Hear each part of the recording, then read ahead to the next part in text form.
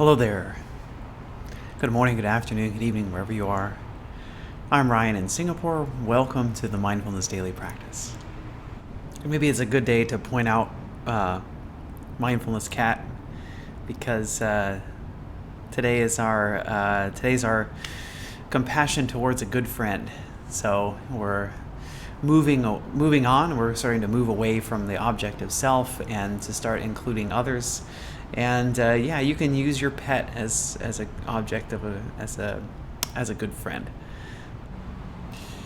We've been doing a bit of compassion. We've spent quite a bit of time on ourselves, and I think that's really important.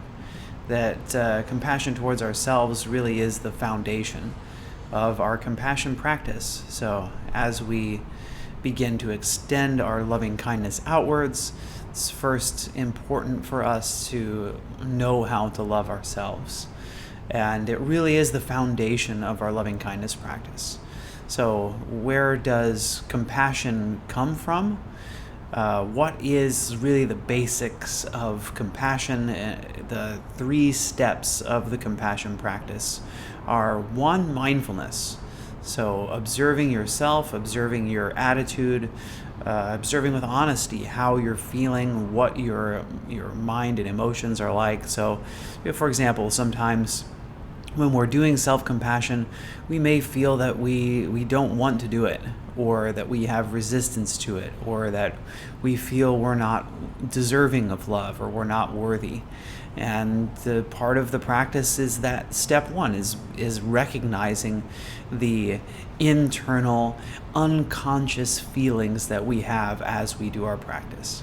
So this step is very important for us to be aware of our feelings and our thoughts as they're changing. So if you've been practicing mindfulness for a while, and even if you haven't, you can recognize that whatever your intention is, whatever instructions you're giving to your mind, your monkey mind doesn't follow along. That your mind will do different things from what you ask it to do. And you can observe this very simply through mindfulness practice. As you try your best to focus on your breath or focus on your object, you'll notice that your breath, your object, whatever you're trying to pay attention to, you eventually lose your focus and aren't able to pay attention to that.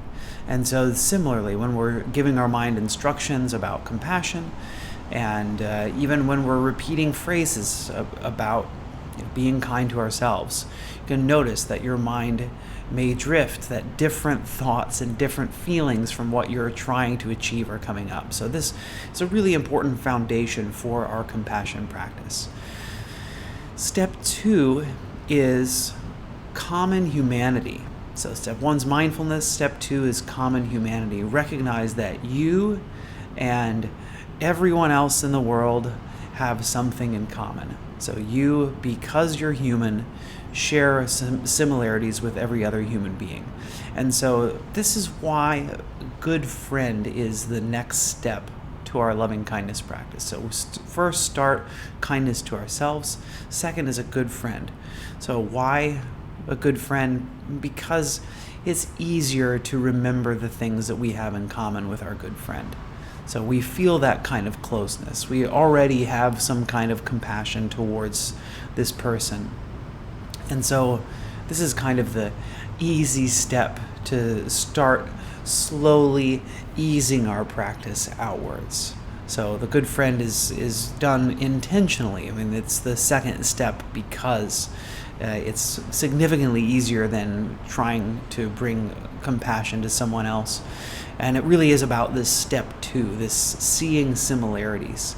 And I think it's funny, I was doing a little bit of review on this object of loving kindness, of compassion, before I came here today. And one of the questions was, if I have 2 really good friends, who should I be offering loving kindness to? And I thought that was an interesting question, because from my perspective, teaching this, it's not really about the other person. I mean, even though we're offering kindness to another person, and we are inclining our mind to one particular person, the idea is to kind of create that trend of being kind outwardly.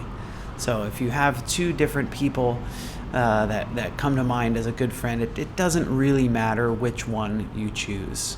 And will it incline your mind to be kinder to this person? Well, probably. If you do your practice again next time, should you switch to the other person? This is, I suppose, if you like, it may be more useful in the cultivation of the practice to continue choosing the same person each time, at least for the beginning, and I'd say at least for our week together doing compassion practice, so that you get more used to this and remembering those things that you have in common. So you don't have to try and think up every time, well, what is it about this person that is similar to me? So the step 2 is seeing similarities. Step 3 is offering kindness. So see something similar that we have in common with someone else, and the last step is to offer kindness, and that's really where these phrases come in, and these phrases can be useful in helping to cultivate kindness to ourselves first, as we do loving kindness practice for ourselves, and to others. So in this case, to a good friend. So maybe it's already easy for us. And notice today, as you do the practice, what kinds of feelings come up for you when you begin offering kindness to a good friend. What happens? And so, this is the other reason why we cultivate mindfulness in the beginning of our practice. So as you start to bring these kind words, these kind thoughts to your friend, notice what's happening inside of you. Notice the kind of feeling of connection that you may have, or lack of connection. What happens as you do this practice? And interestingly, this practice, most people report this one to be easier than loving kindness to self. That somehow loving kindness to self feels very challenging. And of all the objects of meditation in the compassion practice, the inclining our mind to kindness to our good friend seems to be the easiest one, probably because it's there already. We don't have to do much work. We probably already have a kind attitude for our friend. So who do I choose as my good friend for loving kindness practice? Say you can choose someone who's a good friend. First of all, that's maybe the easy way, is to choose someone who's close to you, someone who's been a good friend and supportive to you in your life. Another good choice is a parent who's been supportive of you, a child, someone who you find that the feeling of love and kindness just comes easily and naturally. It could even be cherished pet. Could be anyone that you find it really easy to bring loving kindness towards. And that's, again, because of going to the gym. You start lifting the light weights, the easy weights first, and then if you're feeling strong enough, we move on to the bigger, heavier weights as time goes on. So welcome, everybody. We're going to go ahead and get into our practice here shortly. So let's get comfortable. So again, with loving kindness practice, with compassion practice, it's not so important to sit up in some meditation, formal meditation posture. So just sit comfortably, however that looks for you, or lie down. Feel free to lie down if you'd rather do that for this practice today.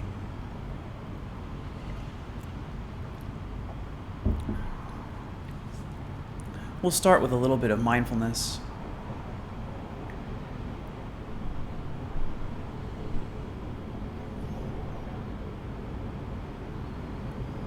So if you like, allowing your eyes to close.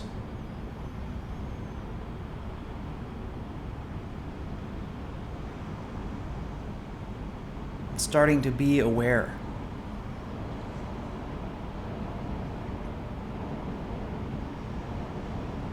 Be aware of physical sensations in the body.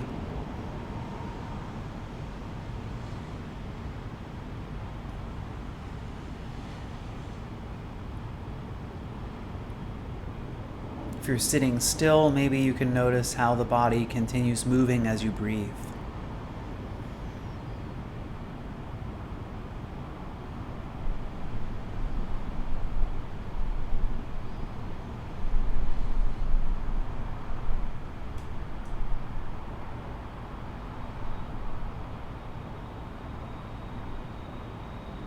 Noticing sensations on the skin.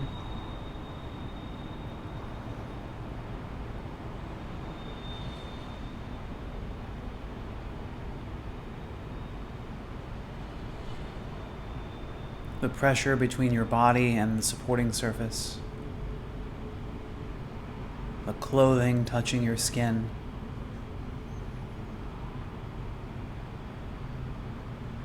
Perhaps perspiration on the surface of your skin.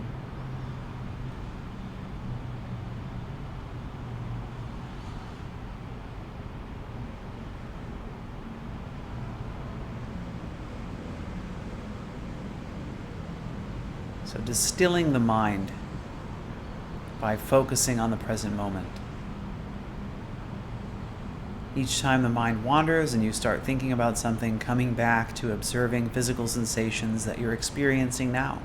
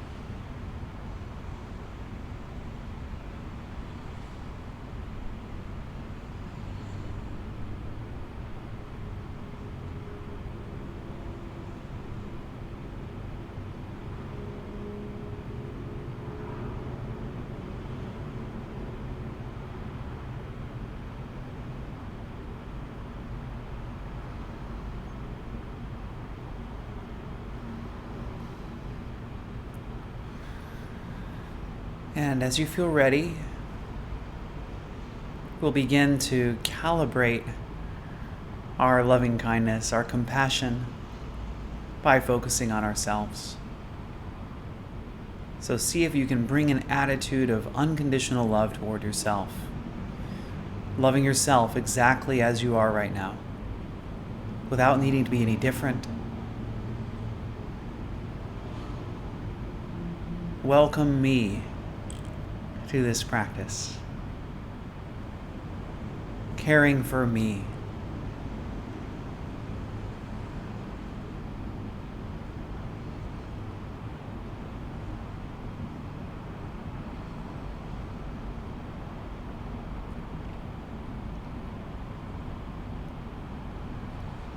And if you like, we can say some phrases to incline our minds to kindness to ourselves.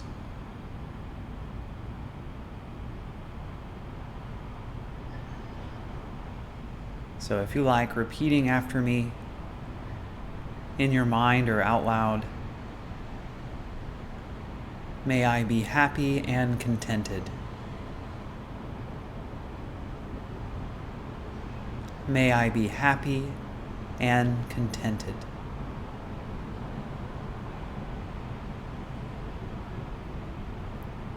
May I be safe and protected, free from inner and outer harm.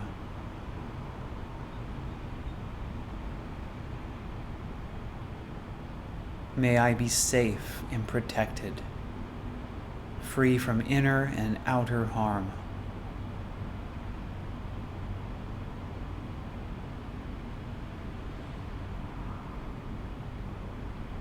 May I be healthy and whole, to whatever degree is possible for me.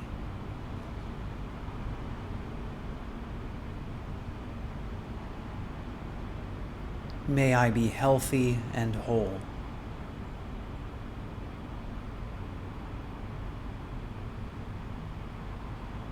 May I be at peace. May I have ease of well-being.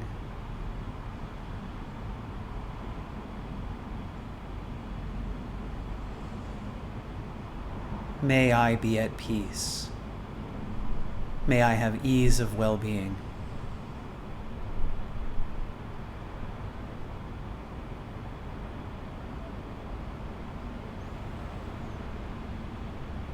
And so seeing if you can be aware of the feeling that you're having now as you incline your mind to kindness towards self.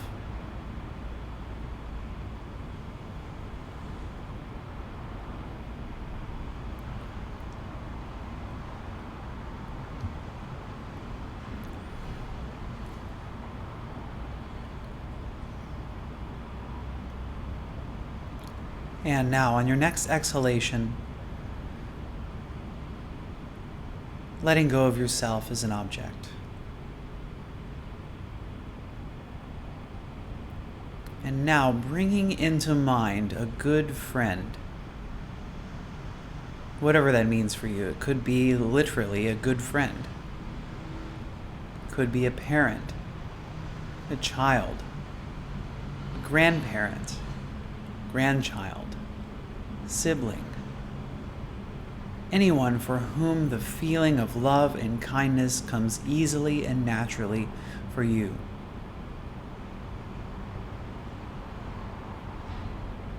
And if you like, you can even imagine that person is sitting here with you right now, in front of you, perhaps even meditating with you. So if your eyes are closed, maybe this is even easier. Imagine that person is with you now.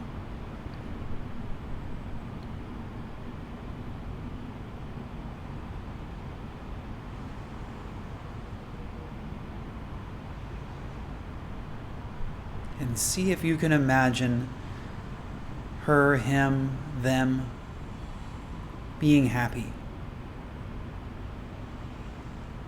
being fulfilled,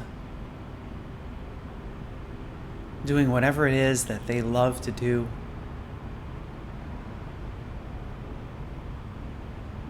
Surrounded by those they love.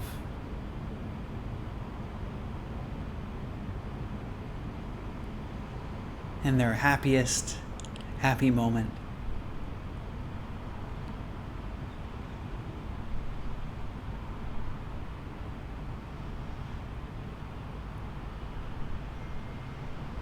And with mindfulness, beginning to feel any feeling that might be coming up for you as you imagine your friend being happy.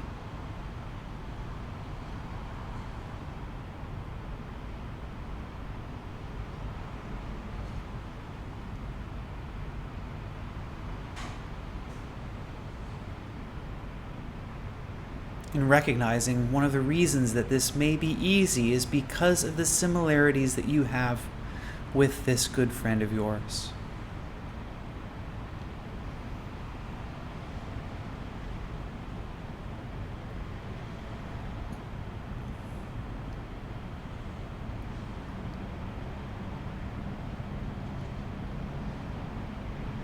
So keep with this imagery if it's working for you. Keep imagining your friend being happy. And if you like, you can also use these phrases and whatever other phrases may work for you to incline your heart and your mind to kindness to your good friend. So if you like repeating after me, may she, he, they be happy and contented.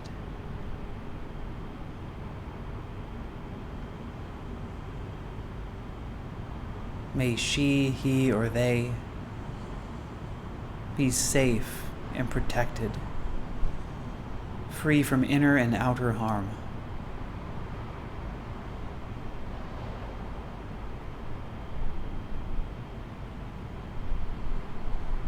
May she, he, or they be healthy and whole to whatever degree possible.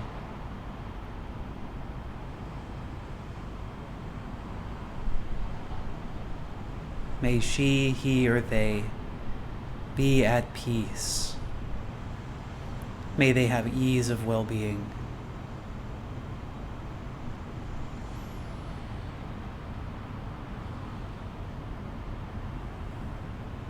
And so it's not the words that are important. It's not that we get caught up with the words or that we repeat them like a mantra. Instead, seeing if you can really connect with the meaning of these words. Let's repeat these phrases one more time.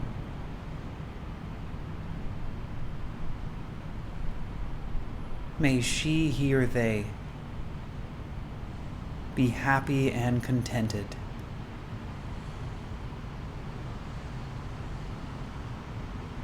May she, he, or they be healthy and whole to whatever degree possible.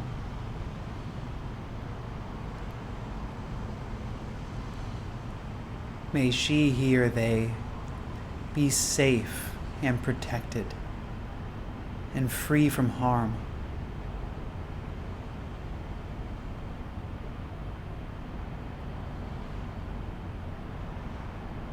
May she, he, or they be at peace. May they have ease of well-being.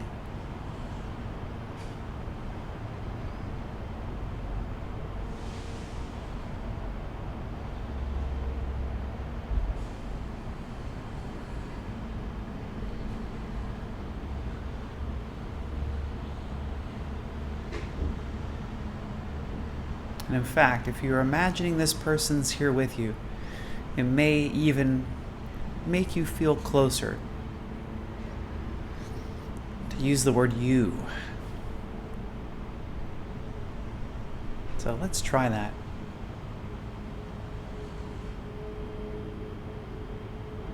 May you be happy and contented.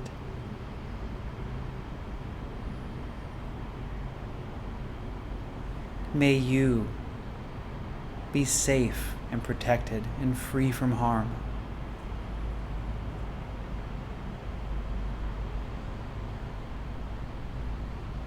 May you be healthy, whole, and complete to whatever degree possible.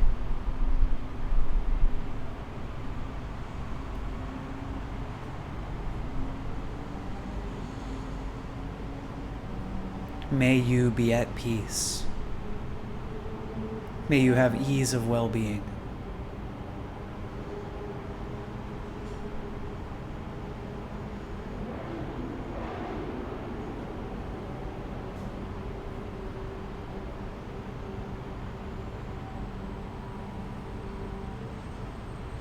And so now taking a moment to observe your body, your mind, your emotions.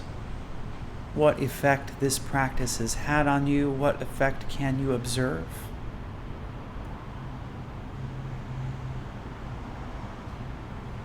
And now on your next exhale, saying goodbye to your good friend. Just letting their image slowly fade into the background of your awareness.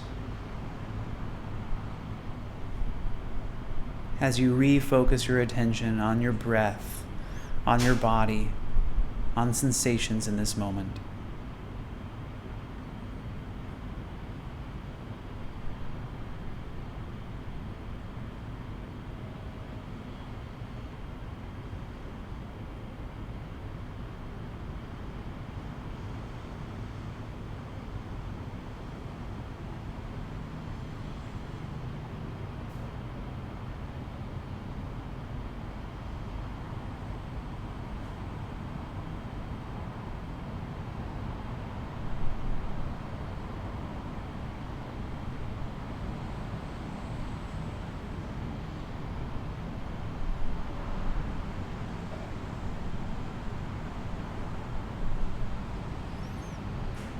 And now it's time to draw our practice to its natural close.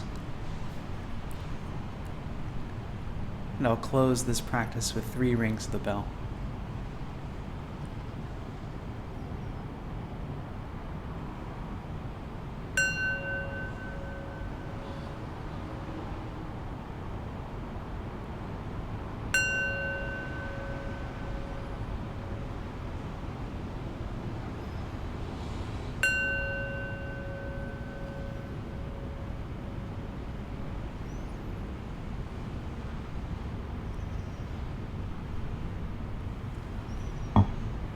right. Well done. Congratulations, everyone, for making it through today's practice. How'd it go? What came up for you? What did you notice? Did you notice any sensations in the body? Did you notice, well, what was it like? What was it like first to bring some kind attention to yourself? And then what was it like to bring some kindness and some attention to the good friend? Did you have difficulty visualizing the other person? What feelings came up? And I think it's a good time for me to say that whatever feelings you have or had during the practice don't really matter. That whatever you experienced is already okay and is already, this practice is quite powerful whether or not you feel anything. And you'll notice if you continue doing this practice that the practice does change. That over time, your ability to do the practice, your ability to connect with it starts to change. So if it's your very first time doing a compassion practice, I would encourage you to keep coming back for the rest of this series to see what happens, and also try more compassion practice by yourself. Unfortunately, just by practicing with me for 1 week on compassion isn't really enough to incline the mind strongly towards compassion. That you can do a lot of practice on your own time as well. And I have I have several recordings on Insight Timer that are geared towards compassion. One of them is, two of them are self-compassion practices, and one of them is a very long compassion practice that goes through each of the concentric circles that goes outwards away from ourselves. That one's called the Heartscape meditation. So continue to practice, see how the practice works for you. And I'm going to go ahead and take a look at the chat here now. Sybil says, thank you. I feel calm and grateful for my friend. Thanks, Sybil, for sharing. Natasha says, I feel really connected with myself and my friend. Thank you. Rachel shares, this week I found myself short with a stranger on 2 separate occasions, resulting in remorse, but unable to take it back. Can compassion for a stranger cut in time before damaging remarks are made? Absolutely. Absolutely it can. And I think that, wow, this is really interesting. Because if you have that inclination of kindness, and I guess the only thing I can share is my own experience, is that when I incline my mind in the moment, when I'm feeling upset, and this really is one of the real powers of compassion practice, is that compassion is one of these things that's really useful, and we'll talk about it later as we start to move into kindness to strangers and kindness to a difficult person.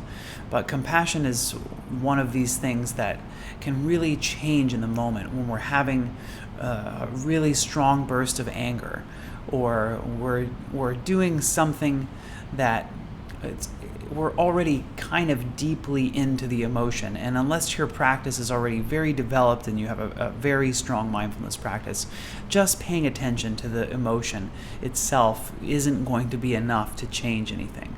So loving kindness and compassion is a way to kind of throw a bucket of water on the fire in those difficult times. And I've experienced it myself. If in those moments you have the wherewithal, you remember, you see yourself being unkind or something, and you go, oh, wait a minute, I don't, maybe this isn't the best reaction. Just try saying to yourself, looking at that person and saying in your mind, I wish this person to be happy, and see what happens. I find that it becomes very hard to stay angry and to stay unskillful in my response when I'm wishing happiness for someone else. And how do you do that? How do you remember to do that? Is by practicing in the present often. And one way that I found is really helpful is to to simply wish happiness to everybody that you see. When you're walking down the street and you see someone, maybe they and take a look. What do they look like, right? What's the expression on their face? Just practice that as you walk down the street. I wish this person to be happy. I wish this person to be happy. I hope this person can find happiness. And see what happens. See how that changes your mind, and see if it helps you to bring compassion in those difficult times. And maybe it will help you to not do things that you regret. Thanks, Jean, for sharing.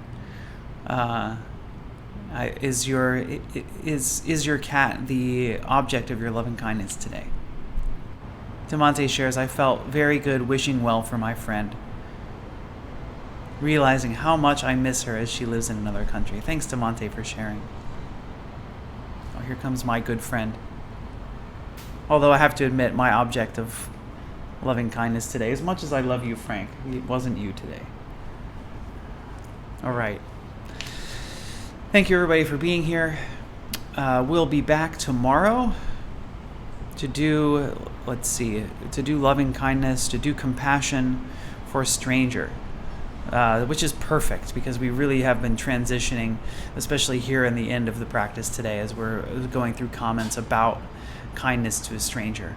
So looking forward to sharing that with you as we begin to continue moving outward in these concentric circles. So don't miss it. See you tomorrow.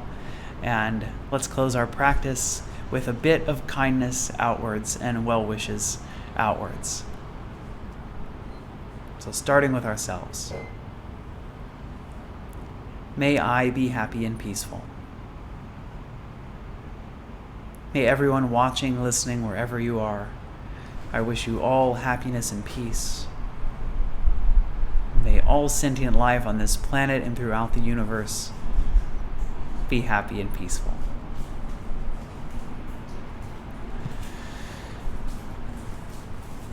All right. Thanks, everybody. If you miss anything, you can catch the recording on YouTube, Ryan's Daily Mindfulness Practice. See you tomorrow. Bye-bye.